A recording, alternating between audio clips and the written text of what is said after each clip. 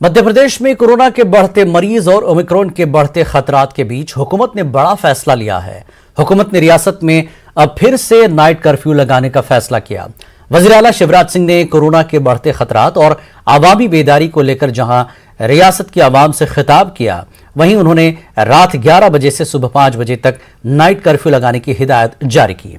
इसी के साथ वज़ीर आला ने कोरोना मरीजों के इलाज और अस्पतालों में बेहतर इंतजामात की भी इंतजामिया को हिदायत दी।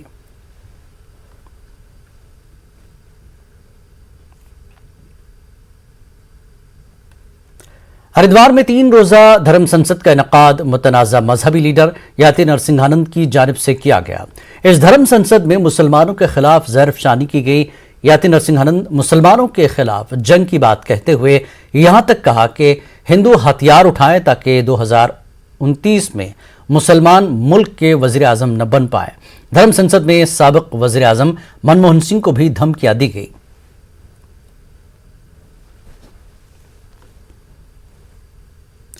कर्नाटक की असेंबली में आखिरकार तब्दीली मजहब मुखालिफ बिल मंजूर हो गया। अपोजिशन जमातों की लाख मुखालफत के बावजूद रियासत की बीजेपी हुकूमत बिल को मंजूर करने में कामयाब हुई। तकरीबन 7 घंटों की तवील बहस के बाद सौती वोट के जरिए हुकूमत ने मुतनाज़ा बिल मंजूर कर लिया। कांग्रेस और जेडीएस के अरकान ने बिल के खिलाफ एहतजाज किया। एहतजाज हंगामा आराई के दरमियान स्पीकर विश्वेश्वर हेगड़े कागरी ने बिल को सौती वोट से मंजूर करने का ऐलान किया। असेंबली में मंजूरी के बाद यह बिल कानून साज काउंसिल में पेश होगा।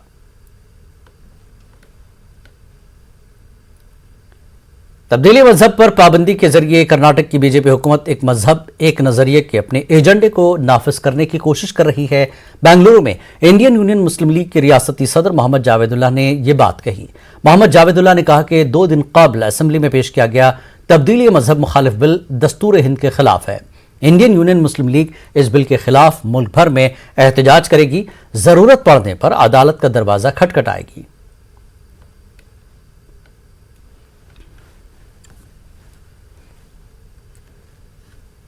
मध्य प्रदेश में पत्थरबाजी के जरिए सरकारी और अवामी अमलाक को नुकसान पहुंचाने को लेकर बिल पास हो गया है। कांग्रेस चाहती थी कि इस अहम बिल पर असेंबली में बहस हो और इसके सभी पहलुओं पर ऐवान में बहस हो, लेकिन वादे के बावजूद पत्थरबाजी कानून पर असेंबली में बहस नहीं हुई और बिल को पास कर दिया गया। हुकूमत पत्थरबाजी को रोकने और शरपसंद अनासर पर कदगन लगाने के लिए इस बिल को बहुत अहम करार दे रही है। वहीं कांग्रेस ने इस बिल के जरिए हुकूमत की मंशा पर सवाल उठाए हैं। विभाग का जिसको आप लोग नामकरण कर देते हो पत्थर फेंकने वालों का विधेयक वो आज पारित हुआ। लोक संपत्ति ये विधेयक हमारा लोक एवं निजी संपत्ति नुकसान निवारण एवं नुकसानी विधेयक है, जो सार्वजनिक संपत्ति को दंगे के दौरान जुलूस प्रदर्शन के दौरान नुकसान पहुंचाते हैं, घरों से पत्थर फेंकते लोगों को नुकसान पहुंचाते हैं। इन लोगों को मैंने कहा कि जिन घरों से पत्थर आएंगे उन घर के पत्थर निकाले जाएंगे, ये वो विधेयक है। देखिए, मैं तो चाहता था कि चर्चा हो और ये विधानसभा में चर्चा होती तो इस पर बात होती, लेकिन आज जिस तरह का व्यवहार सदन में शुरू से ही सरकार ने रुख अपनाया वो बड़ा ही अफसोसनाक था। नेता प्रतिपक्ष जब बोलने खड़े हुए तो उन्हें बोलने नहीं दिया गया। उसकी वजह से आज दिन भर की कार्यवाही स्थगित भी करना पड़ी। मध्य प्रदेश असेंबली में पत्थरबाजी के जरिए सरकारी और अवामी अमलाक को नुकसान पहुंचाने वालों के खिलाफ असेंबली में बिल पास करके हुकूमत भले ही खुश हो, लेकिन मध्य प्रदेश में अक़लियतों से वाबस्ता समाजी तंजीमों को हुकूमत की मंशा पर शक है। मध्य प्रदेश जमीयत उलमा का कहना है कि बज़ाहिर तो कानून के जरिए पत्थरबाजी की रोकथाम और शरपसंद अनासर पर कार्रवाई की बात की जाती है, लेकिन हुकूमत के निशाने पर हमेशा अक़लियती तबका ही रहता है। रियासत में ऐसे बहुत से मामले सामने आए हैं जहां एक जैसे जुर्म पर अलग अलग सजाएं दी गई हैं। अक़लियती तबके के किसी फर्द से कोई जुर्म सरजद हुआ तो उसका घर गिराया गया, लेकिन दूसरे तबके के अफराद ने वही जुर्म किया तो हुकूमत और इंतजामिया दोनों ने अपनी आंखें बंद कर ली। मध्य प्रदेश असेंबली में आज पत्थरबाजी को रोकने के लिए कानून जो बिल है वो पास हो गया है। अब मध्य प्रदेश हुकूमत में इसका निफाज होगा हुकूमत ये कह रही है इससे शरपसंद अनासर को रोकने में मदद मिलेगी और जहाँ से पत्थर आएंगे वहीं से पत्थर निकाले जाएंगे। इस पर बातचीत करने के लिए हमारे साथ मध्य प्रदेश जमीयत उलमा के साथ हाजी हारून साहब मौजूद। हाजी साहब, जो है हुकूमत ने जो नया कानून बनाया है पत्थरबाजी को लेकर, इसको किस तरह से देखते हैं? बिस्मिल्लाहिर्रहमानिर्रहीम। देखिए, इस मसले में मेरा ये कहना है कि कानून जो बनाए जाते हैं वो बज़ाहिर सबके लिए होते हैं और यकीनी बात है कि कानून में ऐसी चीज़ नहीं होती, लेकिन जहाँ तक शिकायत है तो अमल दरामद में बहुत मुश्किलात आती हैं। हमारी यही शिकायत है कि कानून बनता है लेकिन उनका नफाज जो ही एक तरफा होता है। मुसलमानों के ख़िलाफ़ कार्रवाई होती है और उसके बरखिलाफ़ दूसरे जो फ़िरका परस्त लोग हैं वो तोड़ फोड़ करते हैं। अभी हालिया जो है दिनों में गिरजाघरों पे हमले हुए, उन पे कोई कार्रवाई नहीं हो रही है। भोपाल में एक वाक़या हुआ चंद दिन पहले, 4 मुसलमानों ने किसी 2-3 सिपाहियों के साथ बदतमीज़ी की तो उनको गिरफ्तार किया गया। हम उसका इस्तकबाल करते हैं, अच्छी कार्रवाई हुई, लेकिन उनके मकानात को तोड़ दिया गया, उनके घरों को तोड़ा गया, उनके कारोबार को तोड़ा गया। लेकिन उसी की पैरेलल कुछ दिन बाद एक दूसरे वाक़या हुआ और उसमें एक पुलिस इंस्पेक्टर के साथ एक हिंदू भाई ने बदतमीजी की तो मुकदमा हुआ, यकीनी बात है, लेकिन उसका घर नहीं तोड़ा गया। तो ये जो खुला हुआ फ़र्क और खुला हुआ इम्तियाज होता है, ये कैसे ख़त्म होगा? हुकूमतों को इस पर गौर करना चाहिए। तो पास कर दिया, लेकिन समाजी तंजीमों की बात करें या पॉलिटिकल पार्टीज की बात करें, उन पर इसके नफाज को लेकर जो है उनको शक है, उनको मानना है कि इससे हुकूमत जो है अपने मुखालफिन को जो है टारगेट करेगी और इसको कभी कबूल नहीं किया जा सकता। कैमरामैन खिलान सिंह के साथ मेहताब आलम, न्यूज़ 18 उर्दू, भोपाल। वक्त एक ब्रेक का, ब्रेक के बाद फिर लौटेंगे।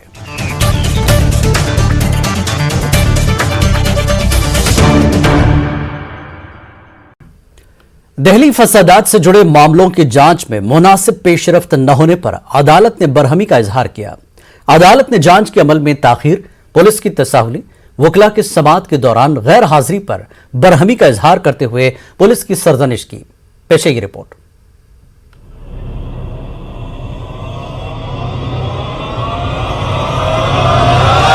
दिल्ली फसादात से जुड़े मामलों की जांच में मुनासिब पेशरफ्त न होने पर अदालत बरहम है।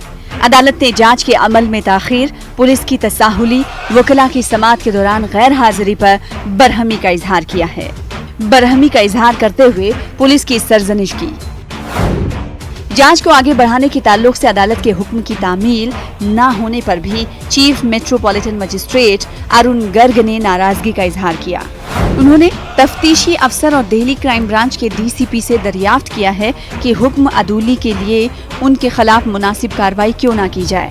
मेट्रोपॉलिटन मजिस्ट्रेट अरुण गर्ग ने दयालपुर पुलिस स्टेशन में दर्ज हेड कांस्टेबल के कत्ल से जुड़े मुकदमे की समाअत के दौरान ये तबसरा किया। दिल्ली दंगा मामले में सुनवाई करते हुए एक बार फिर से कड़कड़डूमा कोर्ट ने दिल्ली पुलिस की उदासीनता को लेकर कड़ी फटकार और नाराजगी जताई है। मामले की सुनवाई करते हुए कड़कड़डूमा कोर्ट ने कहा कि मामले की सुनवाई के दौरान सरकारी वकील तो कोर्ट में मौजूद हैं, लेकिन जांच अधिकारी या संबंधित अधिकारी के मौजूद ना होने की वजह से केस का निपटारा करने में काफी दिक्कतों का सामना करना पड़ रहा है। कड़कड़डूमा कोर्ट ने यह भी कहा कि ऐसे कई मामले देखे गए हैं जब दिल्ली पुलिस का रुख इस पूरे मामले को लेकर उदासीन ही रहा है। अदालत ने कहा कि पुलिस या इस्तगासा की जानिब से केस के एक मुल्जिम अतहर खान को मुकम्मल मवाद फराहम न करने के हवाले से कोई एतराफ नहीं किया गया। मुल्जिम के वकील ने कोर्ट को जानकारी दी कि 11 नवंबर 2021 के एक हुक्मनामे की कॉपियां अभी तक फराहम नहीं कराई गई हैं। कोर्ट ने इस पूरे मामले में दिल्ली पुलिस को ये समय दिया है और ये कहा है कि इस पूरे मामले की अगली सुनवाई के दौरान जांच अधिकारी जो हैं वो कोर्ट में मौजूद हों और कोर्ट ने दिल्ली पुलिस को ये भी नसीहत दी है कि कोई भी मामला हो, दिल्ली दंगा का मामला हो, उस दोनों मामलों में कहीं ना कहीं दिल्ली पुलिस के जांच अधिकारी और कोर्ट में सुनवाई के दौरान जो सरकारी वकील हैं वो मौजूद रहें ताकि मुकदमों का निपटारा जल्द से जल्द किया जा सके।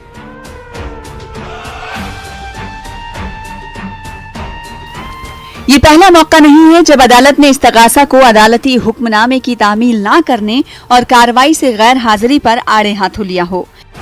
इस महीने के शुरू में एक केस की समाअत के दौरान प्रोसिक्यूटर की गैर हाजिरी पर भी अदालत ने बरहमी का इजहार किया था और दिल्ली पुलिस के रवैये को काबिल अफसोस करार दिया था। कोर्ट ने अपने तबसरे में कहा था कि पुलिस के गैर जिम्मेदाराना रवैये की वजह से समाअत गैर जरूरी इल्तवा का शिकार हो रही है। इस मामले को अगले साल 17 जनवरी तक मुलतवी कर दिया गया है। गुज़िश्ता साल शुमाल मशरक़ी दिल्ली में हुए फिरका वाराना फसादात के दौरान कम से कम 53 लोगों की मौत हुई थी, जबकि सैकड़ों अफराद जख्मी हुए थे। Bureau report, news 18 Urdu. Lakshadweep में इंतजामिया की जानिब से स्कूलों की हफ्तेवारी तातील जुमे के बजाय इतवार कर दी गई है। अचानक इस तरह के इकदाम से मुसलमानों में बेचैनी पाई जा रही है, चूंकि लक्षद्वीप में मुसलमान अक्सरियत में है। पेश है खास रिपोर्ट।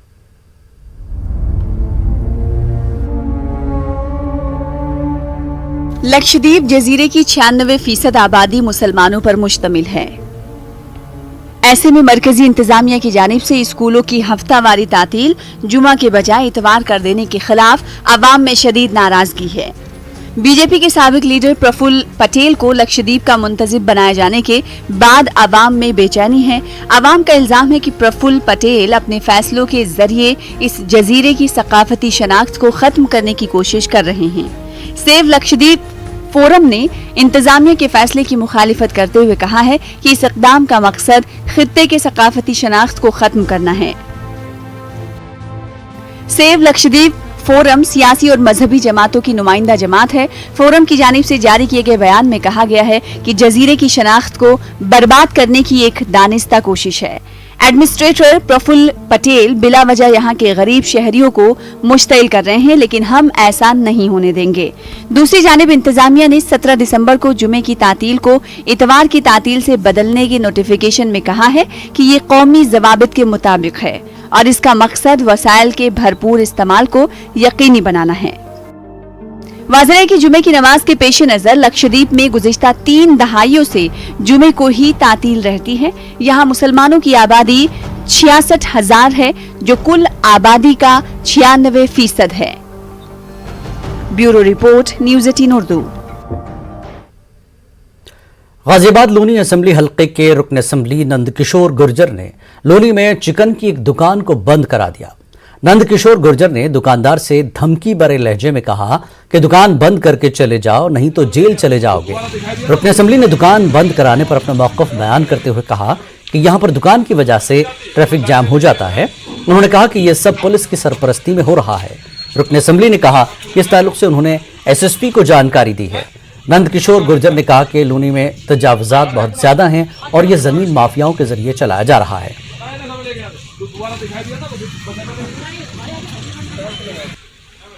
देखिए, पिछले कुछ समय में लोनी के अंदर अपराधियों की, भूमाफियाओं की और जितने भी अवैध काम करने वाले हैं उनकी गतिविधियां बढ़ी हैं। कानून व्यवस्था को चुनौती देने वाला माननीय योगी जी की सरकार है। किसी कीमत पर बर्दाश्त नहीं किया जाएगा। जनप्रतिनिधि होने के नाते मेरी जिम्मेवारी है कि यहाँ लॉ एंड ऑर्डर सही रहे। पुलिस पता नहीं कौन सा कारण है, मनोबल एकदम गिरा हुआ है और कोई भी फील्ड में दिखाई देता नहीं है। और लगातार मांस की दुकान और होटल जो खुले हैं पिछले 2 महीने में, वो चिंता का विषय है। लोनी तिराहे से लेकर के बॉर्डर तक जाम लगा रहता है। पूरा अराजकता का माहौल है। पुलिस उगाही में लिप्त है। इसके लिए मैंने कप्तान को पत्र लिखा है और मुझे उम्मीद है कार्रवाई करेंगे। नहीं करेंगे तो हम अपने कार्यकर्ताओं को लेकर के, भाजपा कार्यकर्ता सक्षम है कि लोगों को इंसाफ दिलाया जा सके। किसी भी कीमत पर लोनी के अंदर मांस के होटल और मांस की दुकान बर्दाश्त नहीं की जा सकती और जाम भी नहीं लग सकता। और जो लॉ एंड ऑर्डर जो खराब हो रहा है उसको हम किसी कीमत पर खराब नहीं होने देंगे। 23 दिसंबर की तारीख मुल्क के साबिक वज़ीर-ए-आज़म चौधरी चरण सिंह की यौम विलादत से मंसूब है। चौधरी चरण सिंह को किसानों का मसीहा भी माना जाता है, इसलिए इस दिन को किसान दिवस के तौर पर भी मनाया जाता है और जलसों का इनेकाद किया जाता है। इस मौके पर आज मेरठ बार के नानकचंद ऑडिटोरियम में ऑल इंडिया मुशायरा और कवि सम्मेलन का इनेकाद किया गया। चौधरी चरण सिंह जयंती के मौके पर उनकी याद में मुनक्किद इस प्रोग्राम में मारूफ शोरा, पॉपुलर मेरठी, अजहर इकबाल और नवाज देवबंदी ने शिरकत की। का नाम ये बताता है कि एक आम छोटा सा किसान प्रधानमंत्री बन सकता है, तो उससे हमें ये सीखना चाहिए हमारे बच्चों को कि हम भी आगे बढ़ सकते हैं। प्रधानमंत्री नहीं, हिंदुस्तान के दुनिया के सबसे बड़े ओहदे पर पहुंच सकते हैं। हम बेहतरीन साइंटिस्ट भी बन सकते हैं, हम बेहतरीन मैनेजर भी बन सकते हैं, हम बेहतरीन डॉक्टर भी बन सकते हैं।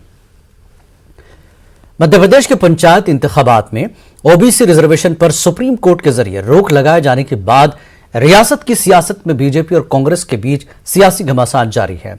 असेंबली के सरमाई इजलास में ओबीसी रिजर्वेशन, हदबंदी और रिजर्वेशन रोटेशन के मामले पर सरकार को घेरने में कांग्रेस कामयाब रही और अपोजिशन के दबाव का ही असर था कि हुकूमत ने असेंबली में पंचायत इंतखाबात बगैर ओबीसी रिजर्वेशन के नहीं कराए जाने का अहद किया। हुकूमत ने पंचायत इंतखाबात में ओबीसी रिजर्वेशन मामले में सुप्रीम कोर्ट में मामले पर असरन गौर करने के लिए अर्जी दायर की है। सीएम ने हुकूमत के अहद को जहां असेंबली में सहाफियों के सामने पढ़कर सुनाया, वहीं साबिक सीएम कमलनाथ ने इसे अवाम की जीत से ताबीर करते हुए हुकूमत से अपने अहद का पाबंद रहने की अपील की। ऐसी स्थिति पैदा हो गई जिससे प्रदेश को बाहर निकालना है। इसके लिए सरकार हर संभव प्रयत्न करेगी। आज सदन में मैंने ये प्रस्ताव रखा, ये संकल्प सदन में किया है। मैंने संकल्प रखा कि ये सदन संकल्प करता है कि बिना अन्य पिछड़ा वर्ग के आरक्षण के पंचायत के चुनाव ना किए जाएं। ये हमारी मांग थी। ये प्रस्ताव परसों पास कर देते, पर आज जिम्मेदारी सरकार की है कि आज जो सदन ने प्रस्ताव पास किया है ये कहीं कोर्ट में मामला है। अब ये आप जानें, आपने चुनाव की घोषणा करवाई, आप चुनाव आयोग में सहमति दी कि चुनाव होना चाहिए। हमारी तारीखी, तहजीबी और सकाफती विरसे को परवान चढ़ाने में फंक्शन हॉल कलीदी रोल अदा करते हैं। हर शहर में बड़े बड़े फंक्शन हॉल इसी मकसद के तहत तामीर किए जाते हैं। औरंगाबाद शहर भी इससे अछूता नहीं। 2 दहाई पहले औरंगाबाद शहर में म्युनिसिपल कॉरपोरेशन की जानिब से मुतादिद फंक्शन हॉल तामीर किए गए, लेकिन आज के तरक्की याफ्ता दौर में ये फंक्शन हॉल अपनी जुबूहाली की दास्तान खुद बयान कर रहे हैं। वो कैसे, देखिए हमारी ये रिपोर्ट।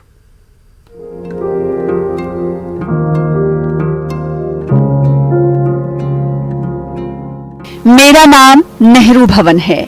मैंने तारीख के कई उतार चढ़ाव देखे। मेरे स्टेज को कौमी व बैनुल-अक़वामी शख्सियतों ने रौनक बख्शी।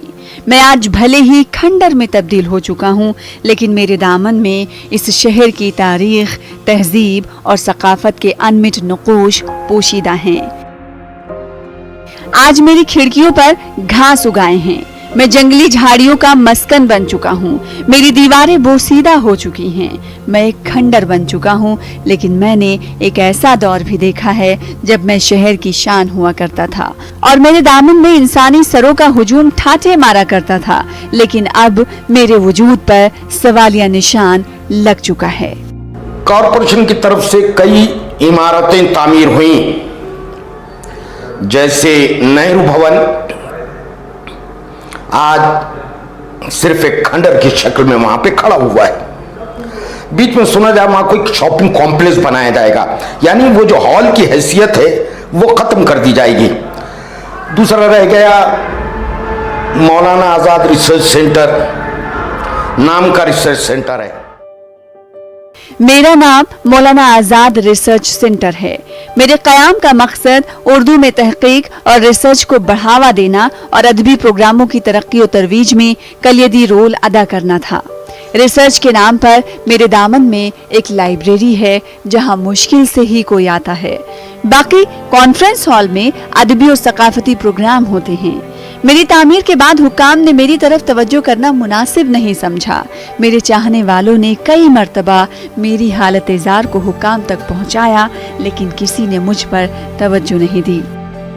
इसका नाम मौलाना अबुल कलाम आज़ाद रिसर्च सेंटर है, लेकिन ये शहर के तमाम मज़ाहिब के तमाम लोग, तमाम शहरी इसका इस्तेमाल करते हैं। हर प्रोग्राम यहाँ पर होता है, एक शहर की शान के मुताबिक यहाँ पर प्रोग्राम लिए जाते हैं। तो मैं ये चाहूँगा कि इस हॉल के मेंटेनेंस की तरफ यहाँ पर लाइट सही नहीं है। यहाँ पर अंदर साउंड सिस्टम जो पहले हुआ करती थी वो साउंड सिस्टम पूरी तरह से ख़त्म हो चुकी है। यहाँ का एसी वगैरह का कोई काम नहीं करता। पानी पीने का प्रॉब्लम है। सबसे बड़ा मसला यहाँ पर टॉयलेट बाथरूम के लिए जो बहुत सारे लोग दूर दूर से आते हैं वो उनका कोई इंतज़ाम नहीं है। शहर की एक अदबी तंजीम ने, जो कि मारूफ शायर सिकंदर अली वजद के नाम से मंसूब है, बड़े शोर के साथ 20 साल कबल वक्फ बोर्ड की जमीन पर वजद मेमोरियल हॉल तामीर किया गया, लेकिन पिछले 2 दहाइयों से ये हॉल भी खंडर बना हुआ है। मौजूदा वक्त में सिकंदर अली वजद हॉल निगरा खानदान का मस्कन बना हुआ है और यहाँ किसी प्रोग्राम का तस्वुर भी मुहाल है। लैंग्वेजेस की प्रमोट के लिए उर्दू के लोग जो पीएचडी करते हैं और जो लोग जिनको उर्दू नहीं आती उनको बेसिकली उर्दू सिखाने के वास्ते, इंग्लिश के लिटरेचर के वास्ते और यूपीएससी एमपीएससी के क्लासेस के वास्ते। तो ये ट्रस्ट नहीं है आपको यहाँ रहने की परमिशन? जी, ट्रस्ट में रहने की परमिशन। उसका किराया वगैरह कुछ ले रहे हो? नहीं, हमसे कोई किराया नहीं लेते, लाइट के बिल के साथ, पानी के साथ रहने का है।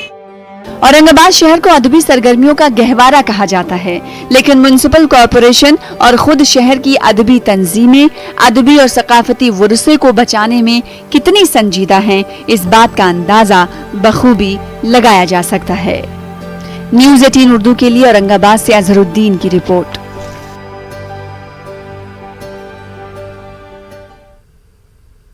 इस बुलेटिन में फिलहाल इतना ही। आदाब।